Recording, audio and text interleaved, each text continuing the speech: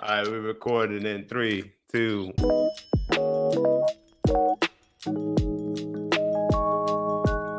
What is up, y'all? Welcome back to the second episode of The Wire. I am Michael Oakes.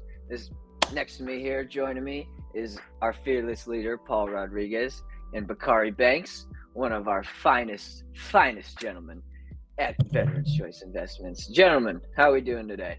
Doing great, bro. Good. I'm chilling, man. I'm First chilling. things first, boys. We got a little call to action for our viewers here today. But first thing I want to do is room tension.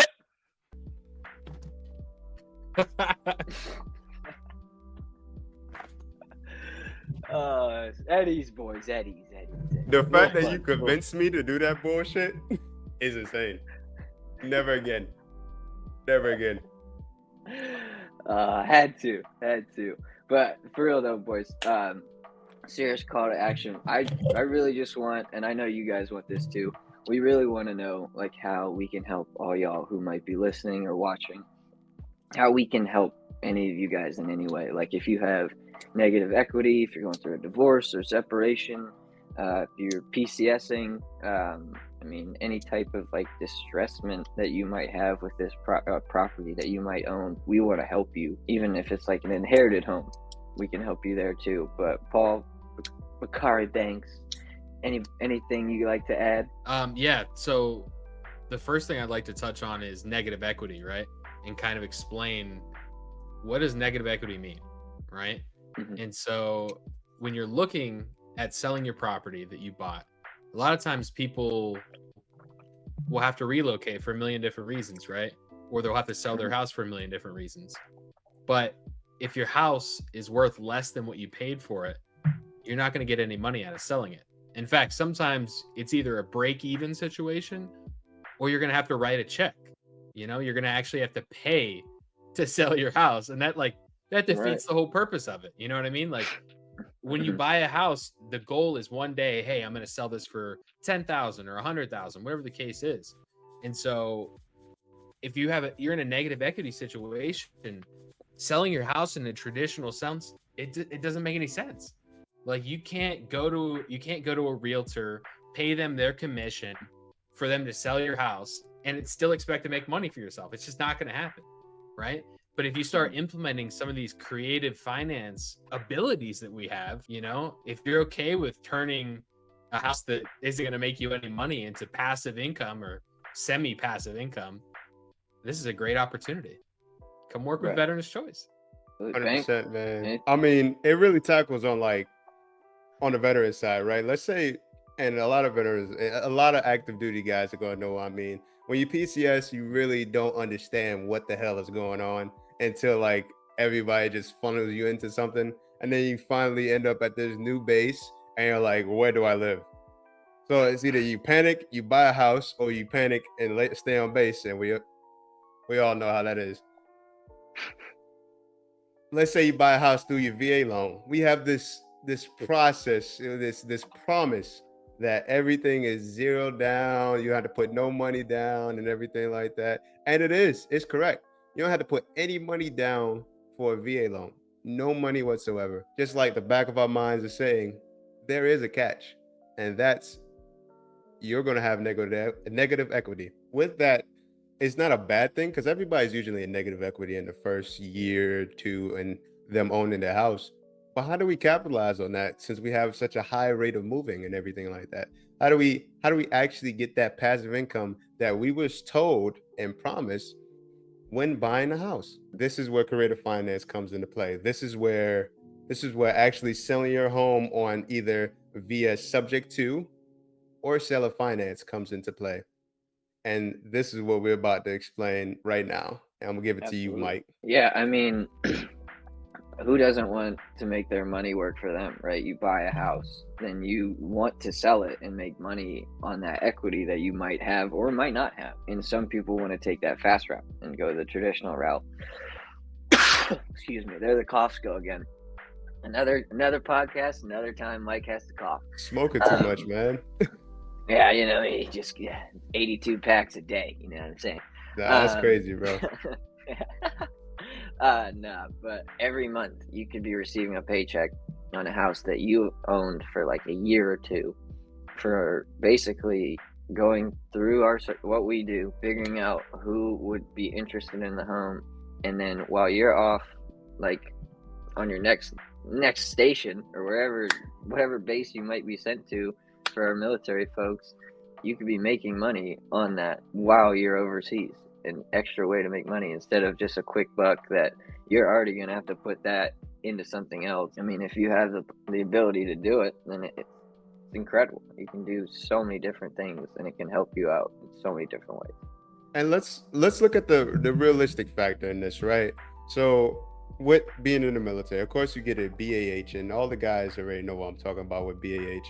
If you live on base, they take all of that for some townhouse that you get on base, and everybody give you to the walls, right? But if you capitalize on the BAH of that area, and you actually like buy a home, and the military is paying you to stay in this area, and it literally is nothing from your paycheck but just that BAH, and you're making money off your house that you just sold on creative finance, you're making, because there's no such thing as passive income. Let's just be honest.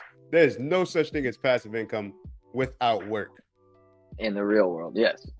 In the real world, without work, in the real world, you have to put in some type of work for passive income. And the way this right here is possibly the easiest way I've seen us guys in the military get this passive income via real estate.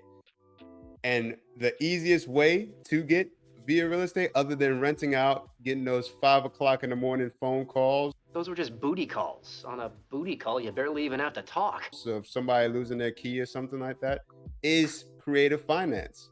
Because creative finance is a way to still have some type of ownership to your house if you want.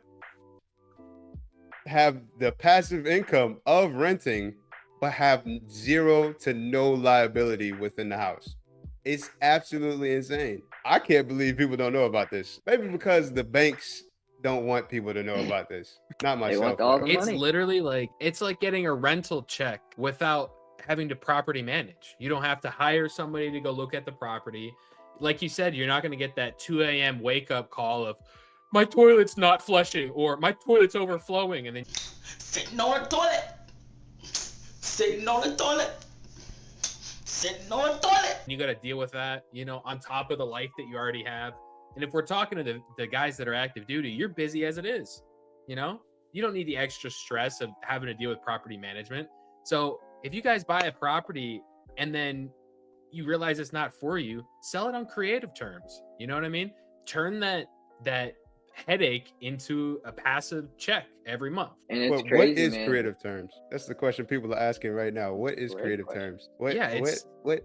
Really simply put, the very basis of what creative finance is inside real estate is predicated on seller finance, or it's based on seller finance. Seller finance is essentially the agreement that me, as the homeowner that's trying to sell my property, I become the bank, right?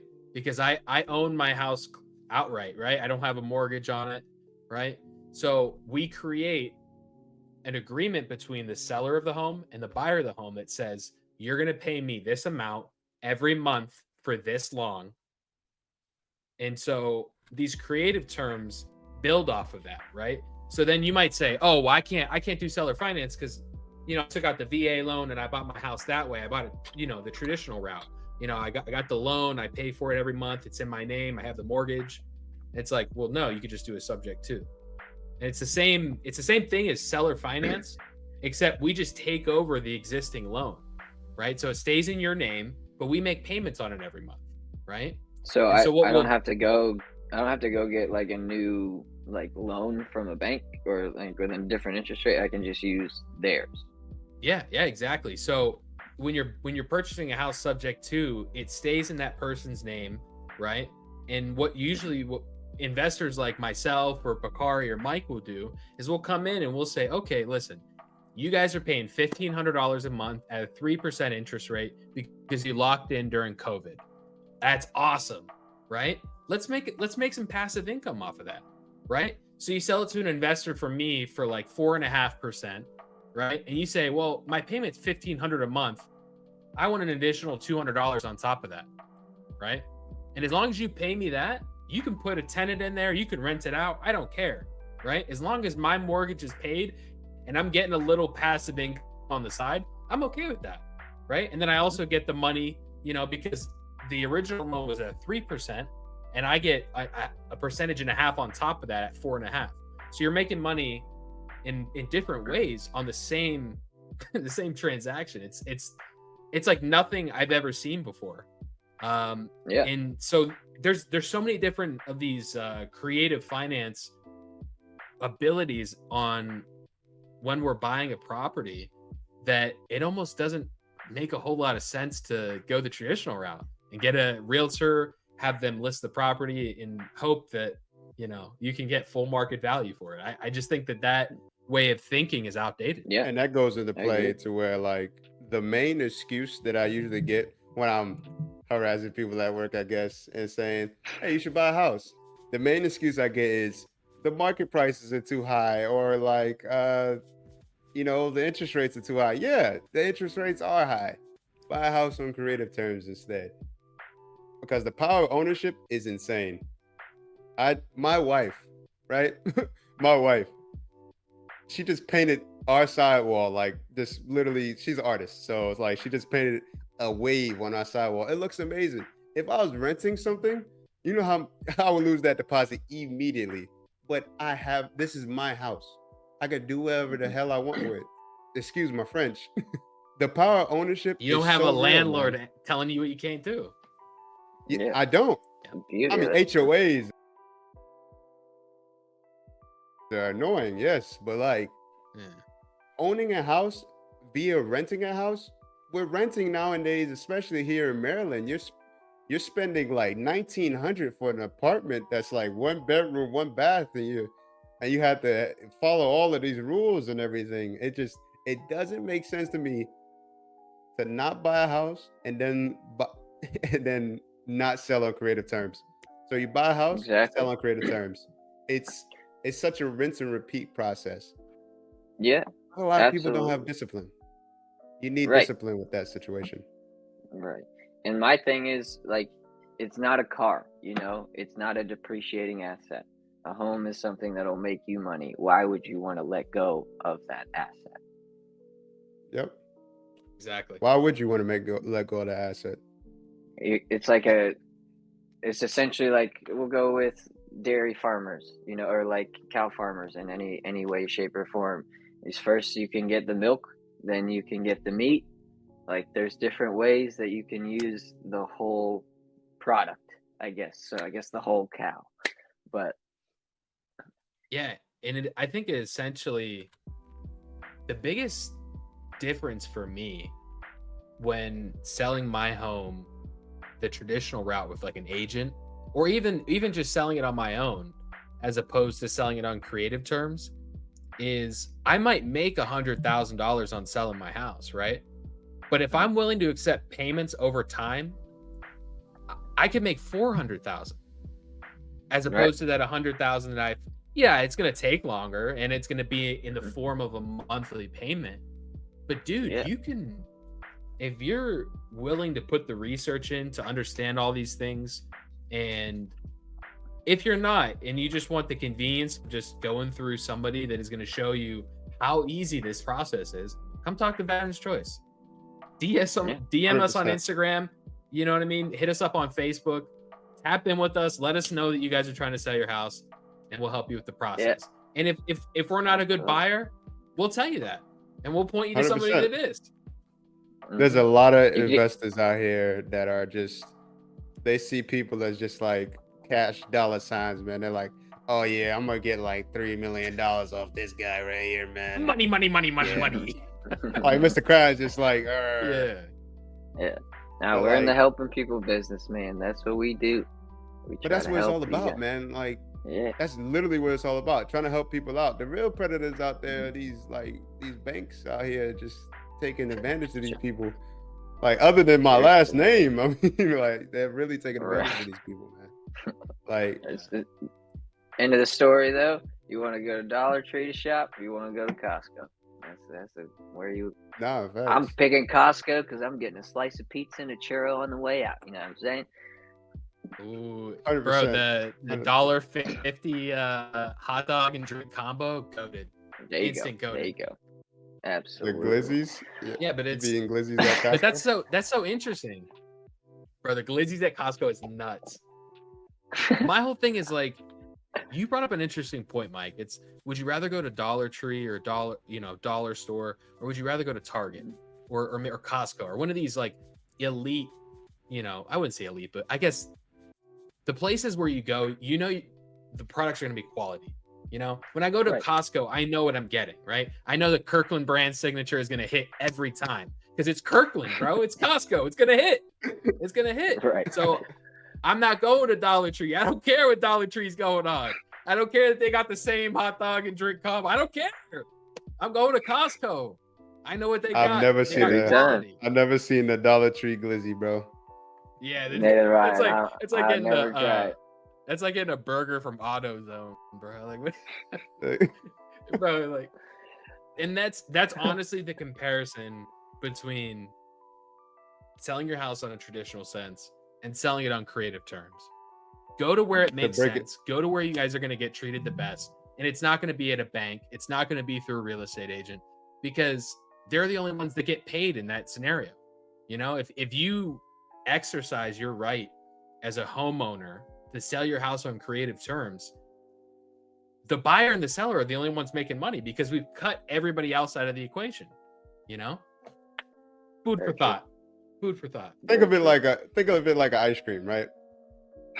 The seller's getting the sprinkles, right? The seller, that's just just a little sugar crystals. The real estate agent is getting the cherry, the candy cherry that looks juicy and everything. And then the bank, they're getting the whole damn sundae, man. Like they're just eating it up, man.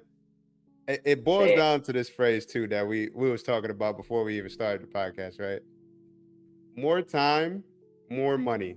I know it's backwards, right? But the more time you put towards this, the patience that you have is going to get you more money.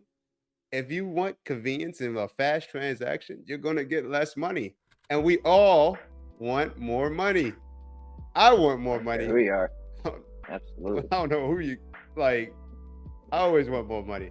I don't let money define me, does. but we would like to be in a place to where we can take care of our families or swipe our card at like Best Buy and not be sweating at the end of the day. Absolutely. Who doesn't? Paul, you lagging, bro. Yeah, we can't hear you, brother. Uh-oh.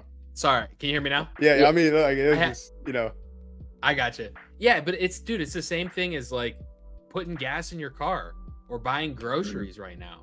Like it's expensive, right? So imagine what an additional couple $100 a month could do for you if you turned your house into a passive income situation. That's an extra tank of gas, an extra thing of diapers, an extra, who knows, whatever you could use to go. That's your car insurance. That's your house insurance. Yeah. Whatever you want, it can cover, But and it's one not thing getting better out there. Yeah, exactly. It isn't. It's only going to get worse the rest of our lives, ladies and gentlemen. But one thing I wanted to ask you guys was like, what other benefits do you think there are to like creative finance? Obviously, like we've touched on a few, but like, what do you think are your like biggest ones? Building your credit. Yeah, you can build your credit passively. Yeah, like it's true. Like imagine buying a house, right? Selling it on creative terms, like loaning it out to somebody, maybe another veteran. Not veteran, active duty military guy, and they're making payments on the house that you bought. You secured the loan and everything, and then like 5-10 years later, you have like an 800 credit score. You're able to get an American Express Platinum, and you're just like, you're going crazy. Only. You're going crazy. You get to get Uber rides. What's some of the benefits of Platinum? You get Uber rides and stuff, man. Right, DoorDash. Concierge service is pretty good. Yeah.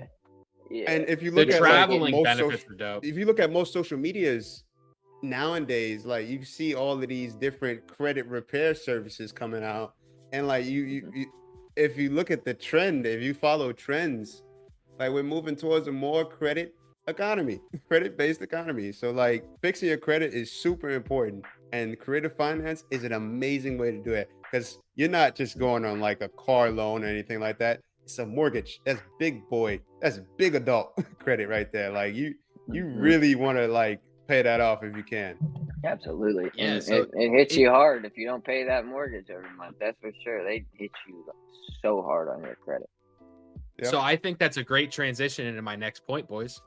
What happens if you're in a situation where things didn't work out and you're getting a divorce, right? You and your partner bought this house with the intentions of building a family or, just enjoying life together, right? Not having to worry about, Mhm.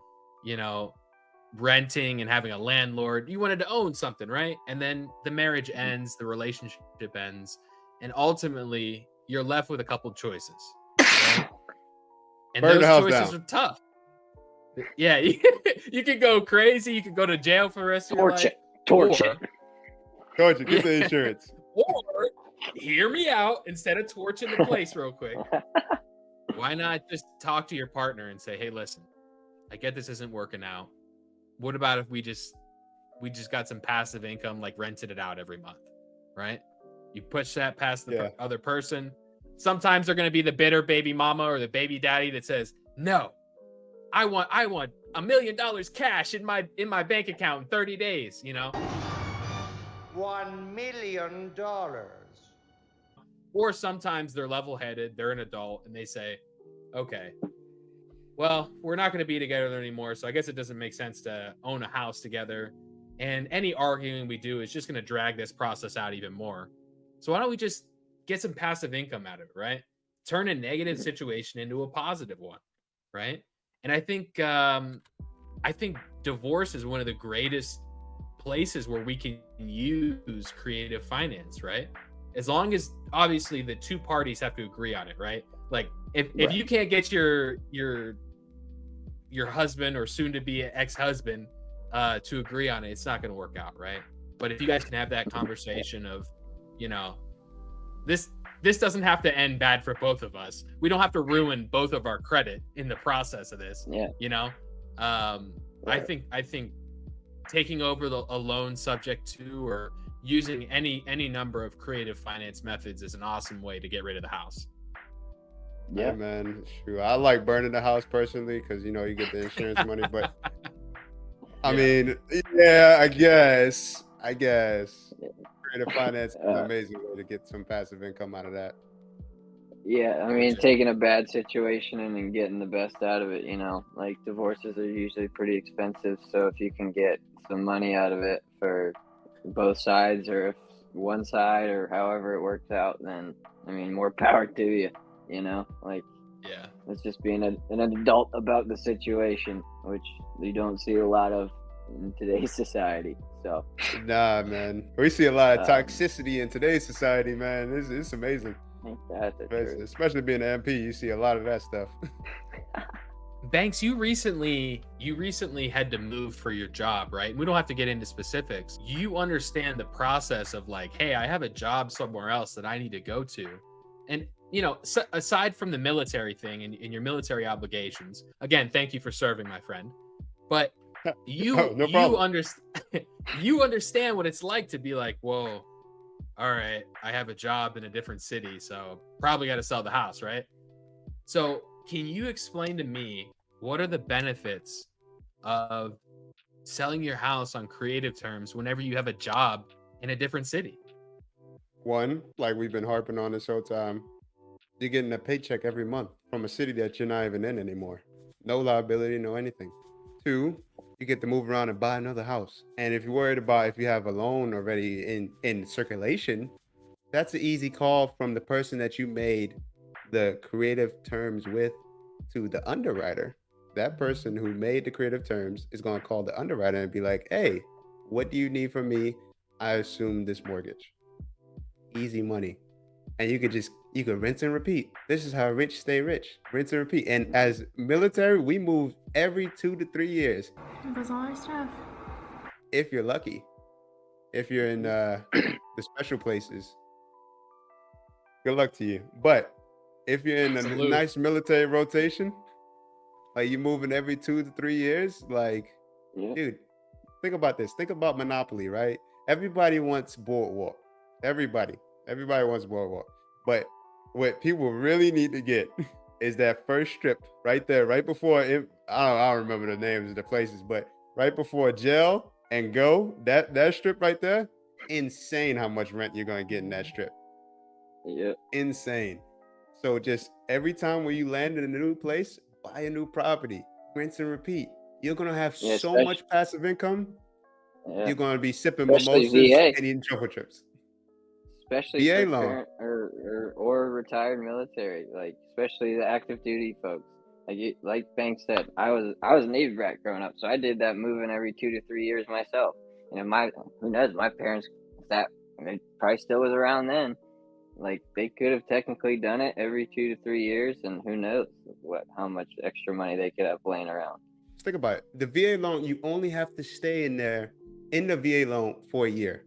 So you stay there for a year, minimum PCS, and you usually stay at a base for about 2 years. Correct me if I'm wrong, Paul. About 2 to Yeah, a I year and mean, a half. if you're in like a short tour situation, you might be there for like Yeah. a year, maybe 2. But yeah, on average, you have about a year on station anyway. So you might as well get a house in the process.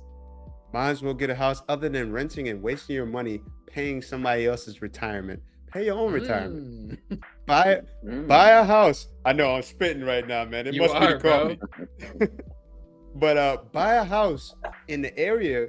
You don't even have to like the area. I'm indifferent about Maryland right now. I don't know. It may be just new bug jitters. Buy a house, a nice house in the area, because somebody else is gonna take your place and buy a house too. Hopefully it's yours. And just rinse and repeat the process everywhere you go. You will have that multiple streams of income, which I know everybody around the same age as me has heard about. Multiple streams of income to build your empire. Yeah. Mimosas I got a great and truffle chips. Listen to this statistic. On average, I think it's something like 80 or 90% of millionaires make their money through real estate. So 90% of the people that are millionaires own real estate in some way, shape, or form, right? Whether they made that money in a different place, but then they parked it in real estate, or they're an active real estate investor, right? What that tells me is not everybody's going to be a millionaire, right? But you have no shot of being a millionaire, or you have a 10% chance of being a millionaire if that's what your goal is, if you don't invest in real estate. But you on the other side of the coin, if you invest in real estate, you have a 90% chance of becoming a millionaire if you stick with it. If you're able to stick with it long term, right? You have to be serious. This isn't Monopoly like we just talked about. This is real life, right? This is your life we're talking about. But if you're serious about it, if you guys are willing to put forth all the effort that it takes to get to a point where you can buy a home, my God, the benefits are a laundry list long. And VA loans are something that I really wanted to touch on, because the majority of the people that are listening to this podcast have some type of military influence, whether they're active duty, whether they're veterans, whether they had a family member or a friend, right? And VA loans are something that I feel like don't get talked about enough, right? If you guys are in a position where you've already bought a home under a VA loan, that usually means you put 0 down, okay? The problem with that is you guys are going to run into the same issue that we talked about in the beginning. You guys are going to have negative equity, usually for the first year or 2 of owning the property. So it's like, live in it for a year, get out, put somebody else in there on creative terms. You guys start rolling in it. You guys don't have to do any work. You just find the right person that's going to take over the loan for you. And you do that a couple times while you're active duty, after you get out, whenever. You do this a couple times in your life, you're staring down the millionaire. You know what I mean? You have that 90% chance. And on the flip side, if your goals aren't to be a millionaire and you don't want to be a full-time real estate investor, that's fine. But if everybody's saying you can become a millionaire in real estate, you're probably going to be able to pay your bills, right? You're probably going to be able to live somewhere, to eat the food that you want to, drive the car that you want to. Like, all of these things become obtainable because of real estate. Exactly. You could literally like buy a booth at Lotus. Shout out to my crew back in Missouri. you can live the life you want to live without sweating and swiping your card.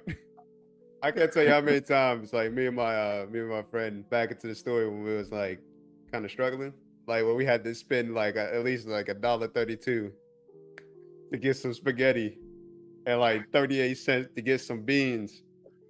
Like that's unset. that's unset. And for my E4 Mafia, shout out. We can do this too. You know, guys, one thing that I have noticed is that my voice cracks a lot. My voice cracks. This is very weird, but I guess it's just puberty. We don't need higher rank or more money to do this. Discipline yourselves. Save a little bit more money, and we can do this too. Because we're moving around way more. We can make way more money. It gives you options, man. It gives you options. And speaking of that, I kind of wanted to get like a little sales corner kind of deal here, just because for your E4 Mafia who are trying to look and see how like they could possibly do this. I mean, we talked a little bit about it last week on how you can kind of get started, but I don't know. I've been doing a lot of research recently on like a little bit of things that can help. I mean, the first one, just treat it like a business, like what we do. From day one, we treated this like a business. Like, this is our baby. We're trying to grow this thing into a big, prospering veteran hub. Until it can wipe its own ass. Keep it a G. But I want my own ass. I want my own ass. I know. Yeah, basically. Yeah. You grow a business just like you grow a child. Yeah. You know what I'm saying? Until they can wipe their own ass. Exactly. And then the second thing is really like learn about the business and stay informed. Like, we spent a lot of time watching YouTube videos. So I'll give you the big three, we call them: Jamil Danji, Pace Morby, and the old-fashioned. No, I'm just kidding. He's not old-fashioned. Jerry Norton. They're all great. They're great people. They've done so much to just push this real. Yeah, shout out Mr. TTP himself too. My apologies. Yes, sir. Absolutely. The Big Four, we'll say then. Yeah, the Fantastic Four. So we spent a lot of time, hours on hours, watching their videos and how we can grow with this like ever-changing times of real estate investment. It is wild. One place I like to look is the ROI magazines, which is the Real Estate Investor Today, I believe, website. Yes.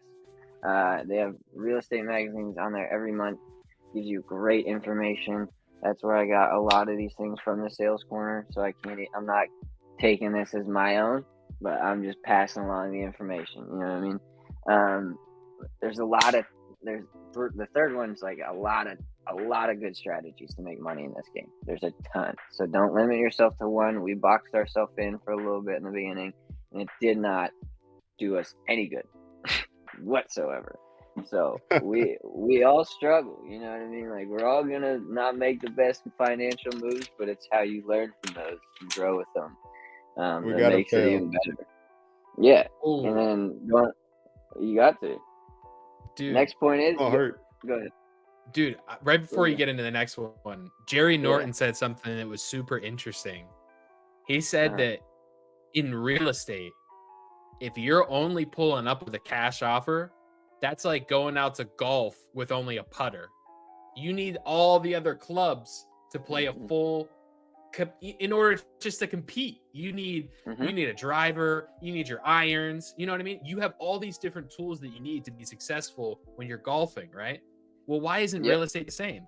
If your low ball cash offer is the only excuse my language, if that's your only shot, you're gonna be missing it. If you're thinking you're gonna Damian Lillard from the half court point, it's not gonna happen, bro.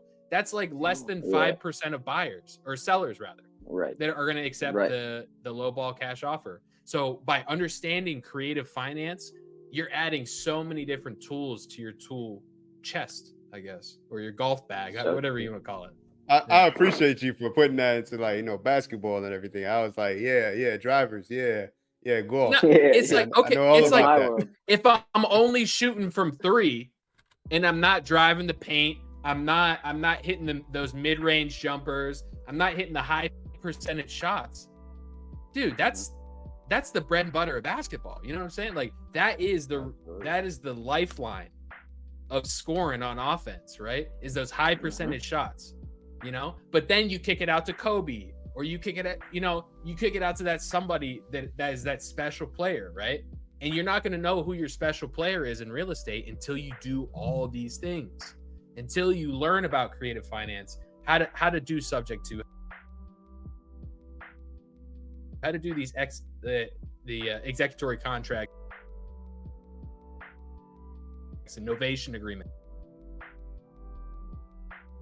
right? Like these aren't things that come overnight. It adds that mid-range jumper. It adds the give and go. It adds the pick and roll to your game. You know, in football terms, it's like adding a star linebacker or a defensive end. You know what I'm saying? Or a quarterback. You know, and this is a business, man. You just gotta do your thing. You gotta get out there, and you have to build a complete set of tools so that you can work. And that's all creative finance is. Mike, go back into your point. I'm sorry. I know. Oh, you're good. It off there. You're fine. The next going crazy right there. With what you were saying. Yeah, I love that. That was awesome. I was like 5 different sports. I was like, yeah. I thought he was gonna throw like some cricket or something in there. Who knew? Who knows? You got hockey next, man. Yeah, I got you. So if you're only taking shots from the red line, but the next one is make a plan. You can't really do anything unless you make a plan, because winging it can only get you so far. You know, disciplined plans. Just stick to it. Keep going. Because the second you quit, the next day, I guarantee you probably would have done whatever you're looking to do. Surrounding yourself with like-minded people. The next one after that, which we have done here very well. We try to keep our numbers very low, so that way we have the same minds working with us and kind of leading us forward into this journey that we call Veterans Choice. You got to be persistent, but you don't want to push it. You know, like you can't be harassing people, because that's just not going to get you anywhere. But you want to make sure that people know, like, this is what you do. Like, you are not here to play games. You are here to help out, and you want to provide value to people when it comes to their home. Okay, so I want to talk to everybody real quick. If you're watching this for whatever reason, whether you're a family member of mine, shout out mom, I love you, or if you're a friend, or if you're a coworker, or whatever reason that you're watching this, I want you to better yourself in some way, shape, or form. And this is my call to action for you. If you want to get started investing in real estate, maybe you don't own a property, maybe you do. I want you to start doing some research on this stuff. Find us some deals, and we'll partner with you. You know, you find that dope property that your boy's selling that you've known since kindergarten, and you're like, yo, he's selling his place, but it's not on the market yet.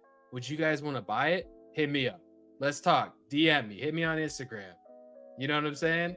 If let's say your grandma, she's like, I gotta move somewhere smaller. I can't be cutting the grass anymore. It's killing me. Shoveling the snow sucks in the wintertime. Hit us up. We'll always take care of everybody that works with us, and like I said, we'll figure out a solution that makes sense for both of us, right? Not for what works for the banks and in the credit, or the title companies and the underwriters and what works for you and what works for me, and we'll make something happen. You know, Mike, you said something that really resonated with me, man. Like surrounding yourself with a community or like a team, you know, like some people who just like who get it, who has the same mindset, who's those go-getters, you know. Get yourself a community. And a good ending takeaway for all of this is 9 times out of 10, your first deal in real estate is going to come from somebody you know. It happened with me. It's just the bigger your network, the bigger your net worth. I know we all heard that, right? But it's just like your friends. Yeah, but bring it's your so friends true. up beside you. Bring all your friends. Put everybody on. I love that. But you do have to be careful. because you Yeah. can't let your circle get too big too quick, because people will just ride your coattails until you get to a certain point, and then they want to push you back down. So be careful with that. I love that. Absolutely. We're all mature here. But We're all mature yeah, here. We know how to cut absolutely. people off. We know how to do this, that, and the third. I myself Mhm. and my friends are going to be angry at me for saying this, but I myself stopped playing a lot of games and everything. Stopped playing Apex. Stopped playing a lot of like survival games because I was focusing on this, and I was putting in my time, my patience towards this, so I can get that deal, so I can secure a passive, another form stream of income for my family, for my future kids, my Mhm. my immediate family, my brothers, my sisters. Like shout out to the Banks family too, because yeah, they're the real ones. Shout 'em out. But it's just that it's what we all looking for, man. Like we're looking for a community that we can all grow, and it's time to give power back to the community, not back to these big bank corporations that like take away from our community, right? They're telling us that we can't buy a house because our credit is shot, or like we can't own something because they don't like us. Pretty much, like it's insane, right? Creative finance Mhm. is that call to action to get that power back, and that's what we're trying to like pretty much start a movement here, right? Take advantage of this, Absolutely. man. Take advantage of your community, and for my military members, we meet people from all walks of life in every sense. We meet people from every base that we go to. They could be weird people. They could be cool people. They could be like, those school shooters like people. But Jesus, nevertheless, Whoa, whoa, that's whoa, whoa, whoa. crazy. nevertheless, we meet people from all walks of life, and the beautiful thing about the military, the beautiful thing is that we all get along. We embrace the suck. And a lot of my folks out here understand that. If you take the time out to hone your community, if you take the time out to hone your community and actually form those relationships, those business relationships, or let alone those like better relationships to better yourself and the people around you, you will grow. And I know y'all hear this from YouTube gurus and everything like that. I can tell you 100% that we're not no gurus, man. Like I drive a beat up Sentra that just broke down today, mad as hell, but it's not even beat up, man. I don't even know like why he It's a said that nice last car. podcast. It gets you from point A Oh, to not point anymore. B. You Oh, cursed yeah, her. true. Yeah. You cursed her. But like, dude, we want more for our lives, right? And we are getting that. We are getting that. That's why we're making this podcast. That's why we had the time to do all of this, because we're trying to put our community on. And our community is the people who are watching this. We are doing this for y'all. We Straight up. we literally took every last one of y'all critique last time and put it in this. I sat my ass down and I stopped jittering and smiling and everything like that. Paul got a better camera, even though he looks like a Decepticon right now. Yeah, his Hey, hold connection's up. still ass, but that's the Missouri for you. Decepticon. Damn. Yeah, That's you how know, y'all feel about my me? fault, OG. Nah, That's man. crazy. You know, we love Nah. you. Much love, much love. And Mike Much Mike love, is much just love. perfect over here, man. Like he's just Oh no, I am not. I'm the furthest Mr. thing Clock on the from it. wall himself, huh? Yeah, he got well, a clock on the recently wall, moved. doesn't know how to act, man. But I'm gonna Moved just to a new Doesn't know how spot. to. I feel like that right there, the community and networking is the most important thing that we can take away from real estate.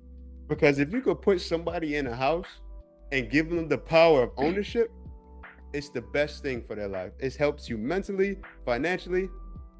Hell, if you want to build a gym in the house physically, it helps you in every way. Spirit, body, mind, man. We try to get these Fact. people this money. For sure. Yeah. But Straight up. And then I just had two more, just to get us back on, which I love that, Banks. That was perfect, dude. I loved every second of I that was because straight up the it's top, so baby. true, though. It's so true. We don't want to waste time with unmotivated sellers like that. I know that's bothered both of you and myself a lot. Like we Right. call these people, we spend our time getting to know them and like what they want and need, and then all of a sudden they're like, you know what, I'm not really looking to sell my house now. And I'm like, okay, well, if you were in the position to, how would that look? Like, what can I do in the future to make that happen? You know, and then that just kind of segues in the last one, that real estate is all about people. That is all this game is, man. You can talk to people, you can associate with them, you can, I guess, make them feel comfortable with you. You can get into this game and make a decent amount of money. Like, it's not gonna change your life overnight or anything, but if you steadily put in the work and keep going and trust your process, you will get there. Yeah. And that goes to another good point. I know we touched a lot on the military thing and that culture that surrounds it, but I mean, this goes for anybody, right? Like, you could work in a school and talk to the other teachers and say, hey, do you guys own a home? And that could literally be your intro. And they might be like, why are you asking me if I own a home? If they ask you that, they probably don't own a home. You know what I mean? Like, it's pretty self-explanatory. On to the next. Same is true if you work in a hospital, right? Ask one of the charge nurses, hey, do you own a home? Like, would you be interested in selling? Or ask one of the doctors, or, you know, if you have a normal job where you guys are working in an office, just over lunch, ask your buddy, do you guys own a home? Or what? I mean, what's up with that? Like, do you guys renting? Like, just start off the conversation. And the more you do it, the more you're going to get comfortable with it, and you're going to be able to talk to everybody. And it doesn't have to become your personality, you know, like this pushy real estate investor that more so sounds like a used car salesman than anything else, right? Come buy this Sentra. It's only got a cracked windshield. Like, we're not worried about that. Hey, that's enough about the Sentra, man. You got one more time about my Sentra, coming bro. out of retirement. Yeah, bro, it's like, you don't have to be a genius to invest in real estate. You don't have to know a million different rich people to get started. Like Bank said, sometimes all it takes is one person, whether it's a friend, whether it's a coworker, whether it's whoever. Talk to people, have a conversation, see if they own a house. You know what I'm saying? Absolutely. What does Brett Daniels say? TTP. Talk to people straight up. Absolutely. 100%. But gents, I think that's all we have for today. I don't know about y'all. I thought that was great. I'm just going to leave y'all with one last thing, though, especially for the people at home who are really, really interested in starting to do this. Go-getters. Ooh. Nationwide right now. One in every, like, it's a little under this number. It's like 41,000 or 4,113 houses. One in every 4,100, we'll say, houses as of this point are filing for foreclosure in the United States. So if you think there is not opportunity to get money in real estate investment, you are wrong. I don't care who you are. Let's talk about that real quick.